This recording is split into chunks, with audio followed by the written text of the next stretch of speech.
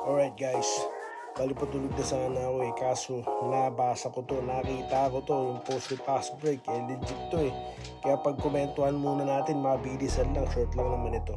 Alright, guys, hindi ko kilala yung corpus, no? Alright, nababasa-basa ko lang, naliligaw lang sa feed ko.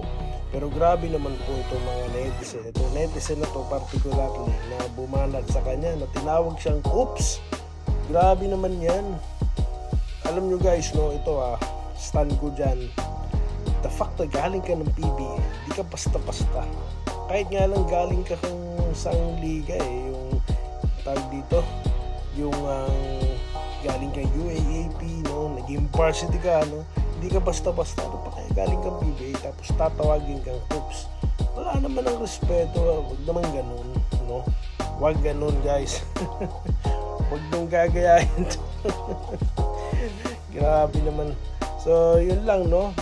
Sa bagay guys, itong mga ganyang klase ng netizen, parang mga basher yan, no? Sa Facebook, sa YouTube, kala mo kung sino magkakabash, mag-bash. Kahit ata isang content. Baka yung nagsabi sa kanyang oops, baka naman hindi marunong mag-basketball yan. Baka jacks to. Tapos kumasabihan yung ex-PBA player, wag ganun. Wala lang, nakakatuwa lang, kaya comment lang tayo.